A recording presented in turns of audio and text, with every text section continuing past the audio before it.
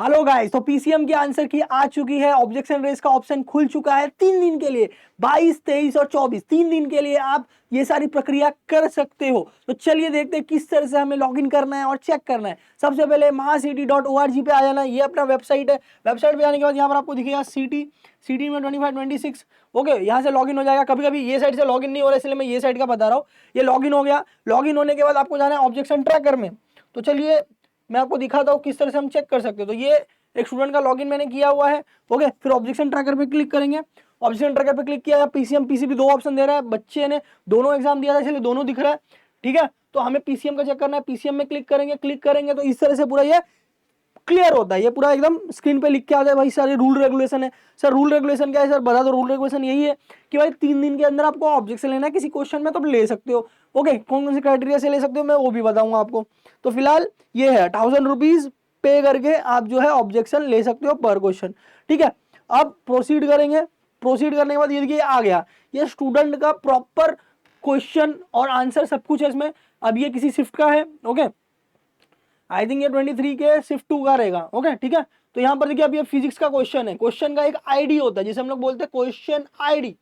Okay, फिर question ID में अपने को 4 ऑप्शन होते हैं। आपको लगता है ABCD, बट टेक्निकली बैकग्राउंड में जो लोग सिंक्रोनाइजेशन करते हैं वो हर एक चीज का एक आईडी होता है। तो क्वेश्चन का ऐसा आईडी है, वैसे हर एक आंसर की का भी एक आईडी है। करेक्ट। फिर इसमें स्टूडेंट रिस्पॉन्स, करेक्ट ऑप्शन क्या है? 337684, ये रहा, ये वाला। ठीक है, अब दूसरा हम लोग देखेंगे कैंडिडेट रिस्पॉन्स। तो कैंडिडेट रिस्पॉन्स ब्लैंक है, मतलब उसने अटेम्प्ट नहीं किया था। चलिए दूसरा क्वेश्चन देखते हैं। ओके, अब ये सर ये ABCD के होने के बजाय ये आंसर की क्यों है? क्योंकि सफल होता है। अब सेम शिफ्ट के अंदर दूसरा कोई बच्चा बैठा रहेगा तो ये क्वेश्चन कहीं और रहेगा। इसके ऑप्शन ABCD सफल हुए रहेंगे। जो यहाँ पर A है वहां पर C हो सकता है, C के D हो सकता है। तो इसीलिए हर एक का एक की होता है। की से जो है कंप्यूटर पहचानता है कि भाई क्वेश्चन का एग्जैक्ट आंसर है क्या, चाहे वो A के ऊपर हो, C के ऊपर हो, D के ऊपर हो, उससे फर्क नहीं पड़ता है। तो ये क्वेश्चन है, क्वेश्चन आईडी है, ये करेक्ट ऑप्शन और कैंडिडेट रिस्पॉन्स है। ये आपको भी नोट करना रहेगा। नोट करना मतलब समझ में रखना रहेगा। अब ये पूरा फिजिक्स, केमिस्ट्री, मैथ्स सब इसमें अवेलेबल है। फिजिक्स है, फिजिक्स 50 क्वेश्चन रहेंगे। फिर यहाँ पर केमिस्ट्री रहेगा, देखते हैं। ओके, कैसे रेस करना है क्वेश्चन वो भी मैं, ये केमिस्ट्री चालू हो गया यहाँ से। ओके, केमिस्ट्री चालू हो गया यहाँ से। केमिस्ट्री के 50 क्वेश्चन होंगे। फिर जाके मैथ्स के 50 क्वेश्चन होंगे। ये मैथ्स का चालू हो गया। ओके, देखो मैथ्स का सब आ गया। ठीक है, equation of tangent of the circle which are perpendicular to the line. Okay, ये एक और है ट्रिग्नोमेट्रिक फंक्शन से। ठीक है, मैट्रिसेस से, फोकाई ऑफ द कॉनिक से। Okay, limits. ठीक है, तो इस तरह से फिजिक्स, केमिस्ट्री, मैथ्स हर जगह ये क्वेश्चन बेसिकली है। ठीक है, हर जगह मतलब पूरा क्वेश्चन इसमें है आपका। ये मेरे कहने का मतलब है। आपका रिस्पॉन्स भी है, आपकी आपने क्या टिक किया था, करेक्ट ऑप्शन क्या है? करेक्ट ऑप्शन ये है। आपने क्या टिक किया था? ये टिक किया था। ओके, तो वो भी इसमें लिखा हुआ है। तो इस तरह से आप क्या कर सकते हो, चेक कर सकते हो। आप क्या चेक करो, मैं आपको पहले बता देता हूं। देखो, क्वेश्चन में ऑब्जेक्शन लो ना लो, कुछ चीजें आपको चेक करनी चाहिए ताकि आपको मालूम पड़ेगी कि मेरा कितना आ रहा है। ओके, आपको हर एक क्वेश्चन पहले लिख लो एक पेपर पे, 1 2 3 4 करके। 50 फिजिक्स, फिर 50 के आगे केमिस्ट्री 50 और फिर मैथ्स का 50। फिर पहला क्वेश्चन चेक करो आपने क्या लिखा है, उधर क्या दिया हुआ है, राइट है कि रॉन्ग है, राइट तो राइट, रॉन्ग तो रॉन्ग। ऐसा लिख के पूरा A to Z लिख के आप ये देखो कि भाई फिजिक्स, केमिस्ट्री, फिजिक्स में मेरा कितना नंबर आ रहा है, केमिस्ट्री में मेरा कितना नंबर आ रहा है, फिर मैथ्स में मेरा कितना नंबर आ रहा है। तो इससे आपको एक आइडिया आएगा कि टोटल नंबर क्या निकल रहा है। बराबर, मैथ्स का राइट होगा तो 2 मार्क्स, बाकी में 1 मार्क्स। और टोटल नंबर से आपको ये मतलब आप एटलीस्ट सपोजिशन तो कर सकते हो कि हाँ भाई कितना परसेंटाइल तक बन सकता है। ओके, ये उन बच्चों के लिए मैं बता रहा हूँ जिनको ऐसा क्या डाउट है कि सर मैं अभी मुंबई यूनिवर्सिटी का जो है एडमिशन चालू है, ले लूँ क्या, BSc IT, BSc CS, BCA ये सब ले लूँ क्या। कुछ जगह क्लियर कर दूँ गाइस। अगर कोई स्टूडेंट इंजीनियरिंग में किसी रीजन की वजह से नहीं जा पा रहा है बट उसको IT इंडस्ट्री में करियर बनाना है, तो BSc CS, BSc IT या BCA ये 3 में से कोई भी डिग्री वो करके IT में करियर अपना बना सकता है। ठीक है, पहली बात। दूसरी बात, देखो अगर आपका नंबर कम भी आता है बट आपका कास्ट है या माइनॉरिटी में आता है, अब ये कास्ट आपको पता है ऑलरेडी, माइनॉरिटी आपको पता है, डॉक्यूमेंटेशन वीडियो में मैंने कास्ट के बारे में बताया और माइनॉरिटी का अलग से मैंने वीडियो बनाया दिनेश काउंसलिंग में, वो देख लो। तो आपको कम स्कोर पे भी अच्छा कॉलेज मिल सकता है। ओके, प्रॉब्लम मोस्टली ओपन वालों को होती है।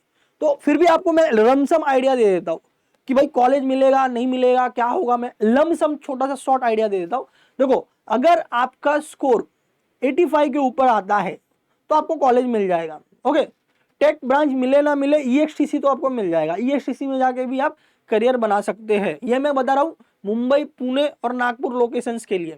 मुंबई पुणे के लिए तो 85 प्लस होना चाहिए, 85 प्लस होना चाहिए, 80 या 85 प्लस होना चाहिए। 80 प्लस रहेगा तो भी पुणे में कॉलेज में हो सकता है, 85 प्लस रहेगा मुंबई के कॉलेजेस में हो सकता है। ओके, एकदम बिग शॉट कॉलेज में होगा, टॉप 10 में नहीं, बट हो जाएगा, एक डिसेंट कॉलेज में हो जाएगा जहां पर आपको प्लेसमेंट अपॉर्चुनिटी मिल सकती है। ठीक है, 80 प्लस रहेगा, नागपुर में भी हो सकता है। ठीक है, अब 80 के कम रहा तो आपका कास्ट होना चाहिए, तो माइनॉरिटी वगैरह होना चाहिए, तो चांसेस रहेंगे। अदरवाइज चांसेस कम रहते हैं, या तो आपको रूरल रीजन में मिलना पड़ेगा। मुंबई पुणे नागपुर के अलावा आउटस्कर्ट्स में, मुंबई पुणे के आउटस्कर्ट्स में, आउटस्कर्ट बोले तो सिटी के बाहर जो गांव कॉलेजेस होते हैं, गांव खेड़े में जो कॉलेज होते हैं वहां पर मिल जाएगा। ओके, समझ में आ रहा है आपको? तो ये मैंने शॉर्ट आइडिया दिया। अब हम लोग देखते हैं भाई क्वेश्चन में अगर ऑब्जेक्शन लेना है तो कैसे ले सकते हैं। तो यहाँ पर ऑप्शन है, यहाँ पर हमें क्लिक करना है। जैसे ये क्वेश्चन में मुझे ऑब्जेक्शन लेना है, तो यहाँ पर ऑब्जेक्शन आप क्यों लेना चाहते हो, क्या आपको लग रहा है, क्या आपको लग रहा है कि भाई क्वेश्चन ही गलत है तो इनकरेक्ट क्वेश्चन सिलेक्ट करना पड़ेगा, आपको लग रहा है कि नहीं क्वेश्चन जो है सिलेबस के बाहर से, कभी कभी ऐसा टेक्निकल इशू कभी कभी होता है, सिटी सेल कर दिया ऐसा मैं नहीं बोल रहा हूँ। ओके, कभी कभी ऐसा होता है कि भाई एमबीए एमसीए दूसरे एंट्रेंस एग्जाम है, उसके क्वेश्चन इसमें घुस गए, फिजिक्स केमिस्ट्री मैथ्स में, ऐसा कभी बोलते ना 2-3 साल में कभी एक बार ऐसा होता है। तो इनकरेक्ट क्वेश्चन या आउट ऑफ द सिलेबस जिसको बोलते हैं, ऑल ऑप्शंस आर इनकरेक्ट। आपने आंसर निकाला, आपने बुक में देखा, उसका आंसर कुछ और है पर वो ऑप्शंस में है ही नहीं, तो all options are incorrect. Multiple correct answer, अब क्या होता है कि भाई ABCD 4 है, MCQ बोले तो कोई एक आंसर राइट होना चाहिए।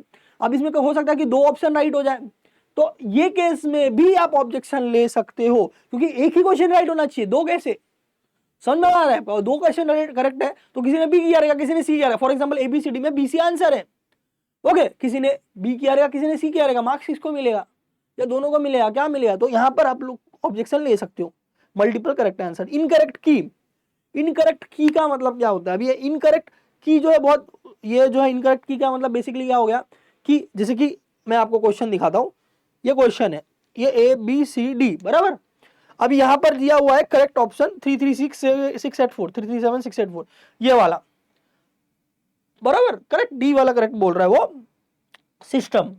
बट आपने पूरा कैलकुलेशन किया, बुक वगैरह में देखा, ऑनलाइन देखा, तो आंसर ये वाला है, बट करेक्ट ये वाला दिया हुआ है, तो इसको हम लोग बोलते हैं इनकरेक्ट की।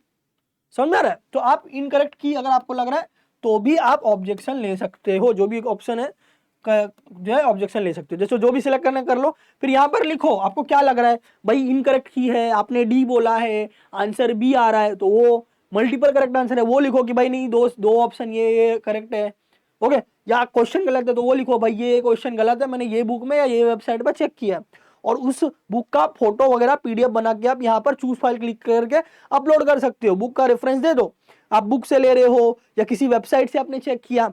ओके, तो आपने बुक सिलेक्ट किया तो बुक, अगर आपने वेबसाइट सिलेक्ट किया तो वेबसाइट नाम ले लो, फिर बुक या वेबसाइट का यहाँ पर लिंक डाल दो, बुक का नाम रहेगा तो बुक का नाम लिख दो। ओके, जैसे ब्रह्मास्त्र बुक ले लिया, वेबसाइट लिंक है तो वेबसाइट लिंक दे दो, उसका फोटो आप यहाँ पर PDF में अपलोड करने वाले हो। ऑथर का नेम क्या है, एडिशन, अभी वेबसाइट है तो ऑथर नेम तो नहीं आएगा। ओके, बुक रहेगा तो ऑथर नेम आएगा, तो ऑथर का नेम लिख देना है। एडिशन मतलब कौन से ईयर का वाला बुक है, पेज नंबर क्या है, पेजेस वो लिख के यहाँ पर सेव कर दोगे, यहाँ पर आप सेव कर दोगे। ओके, जब आप ये सेव करते हो, जैसे कि यहाँ पर मैंने कुछ तो लिखा, मैं ये ट्रायल कर रहा हूँ, इसमें कुछ ये नहीं है। बुक मैंने सिलेक्ट किया, ऑथर नेम में मैंने कुछ तो लिख दिया, बुक टाइटल में मैंने कुछ तो लिख दिया, ओके, एडिशन में मैंने कुछ तो लिख दिया। ओके, ठीक है, अगर मैंने ये सेव करता हूँ, सेव किया मैंने for example, okay, all field are mandatory, मुझे लगता है कुछ तो छूट गया है, क्या मैंने नहीं लिखा, सब तो सिलेक्ट किया। अच्छा, ये फाइल चूज करने बोल रहा है बेसिकली, ये फाइल मैं चूज नहीं कर पा रहा हूँ ना अभी, फाइल चूज करके कुछ अपलोड करना पड़ेगा। हाँ, ये भी सही है, वरना जाएगा नहीं। तो पूरा करने के बाद जब आप आगे प्रोसीड करते हो, ऐसे जितने क्वेश्चन में ऑब्जेक्शन लेना है सभी ऑब्जेक्शन क्वेश्चन में ऑब्जेक्शन ले लीजिए। ऑब्जेक्शन लेने के बाद ये रेज ऑब्जेक्शन का ऑप्शन है जो भी चल रहा है। ओके, ऑब्जेक्शन समरी में आप जाइए, यहाँ पर अपने कितने क्वेश्चन में ऑब्जेक्शन लिया वो एक साथ आ जाएगा कि भाई आपने 2 क्वेश्चन में ऑब्जेक्शन लिया है, 3 क्वेश्चन में ऑब्जेक्शन लिया है, बराबर, ठीक है। फिर यहाँ पर स्टेटस और एक्शन होता है, ठीक है। तो यहाँ पर आपने सिलेक्ट करने के बाद यहाँ पर पूरा हो जाएगा, पूरा लिखे आपको, आप सब क्रॉस चेक कर लो। क्रॉस चेक करने के लिए यहाँ पर थर्ड ऑप्शन के पास जाएंगे, मेक पेमेंट।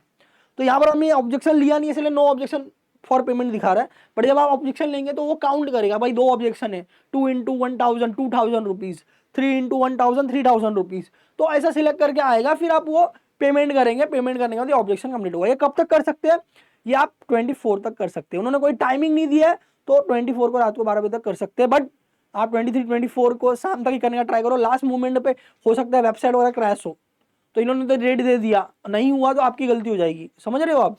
और ओके, ये एक चीज हो गई, बहुत सारी चीजें मैं इस वीडियो में क्लियर कर रहा हूँ, ठीक है।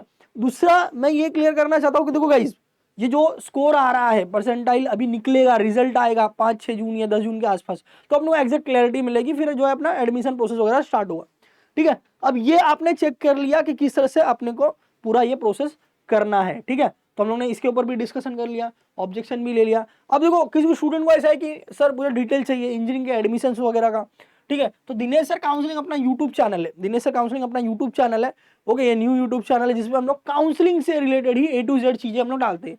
यहाँ पर आपको A to Z सब कुछ मिल जाएगा भाई, ऑटोनोमस और ऑटोनोमस क्या है, ओके, गर्ल्स एजुकेशन जो 100% फ्री है वो है एक्चुअली में क्या है, कैसे अप्लाई होता है, करेक्ट, EBC स्कॉलरशिप क्या होता है, EWS क्या होता है, कैसे अप्लाई कर सकते हैं, ठीक है।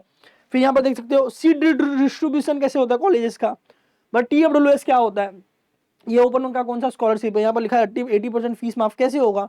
फिर किसी भी कॉलेज का कट ऑफ चेक करना है तो कैसे चेक कर सकते हैं, बराबर। OMS वाले ऑल इंडिया का क्या डॉक्यूमेंट लगेगा, नॉर्मल को क्या डॉक्यूमेंट लगेगा, PWD defence, top college in Nagpur, top college in Pune, minority का क्या सिस्टम है, ओके, यूनिवर्सिटी का जुरिडिक्शन क्या होता है, types of candidate, eligibility document, domicile, सब चीज A to Z है। और मैं आपको बता दूं नया भी आने वाला है, ओके, मार्क्स वर्सेस परसेंटाइल भी हम लोग जल्दी लाने की कोशिश करेंगे, ताकि आपको लमसम आइडिया मिले कि भाई क्या परसेंटाइल बन रहा है, कैसे बन रहा है, ठीक है। तो ये चैनल सब्सक्राइब कर लेना, यहाँ पर A to Z चीजें फ्री में आपको सब चीजें डिटेल मिल रही है, तो ये आपके लिए काफी बेटरमेंट हो सकता है, ठीक है। तो 3 दिन के अंदर जो भी है आपको तो आंसर की चेक करना है, क्वेश्चन चेक करना है, आपका कितना टोटल मार्क्स हो रहा है वो चेक करना है, ऑब्जेक्शन लेने हैं कि नहीं लेना है वो चेक करना है, ठीक है। ऑब्जेक्शन लेने तो उसके ऊपर भी 1-2 पॉइंट मैं बता देता हूँ कि जैसे देखो ऑब्जेक्शन अगर आप लेना चाहते हो तो इसमें एक और रूल है कि अगर कोई एक स्टूडेंट ऑब्जेक्शन लेता है और वो अगर करेक्ट निकलता है बेसिकली, बराबर, तो अगर मार्क्स मिलने होंगे तो सबको मिलेंगे उस शिफ्ट में, वो क्वेश्चन जितने लोग ने अटेम्प्ट किया रहेगा सबको मिलेगा, ठीक है।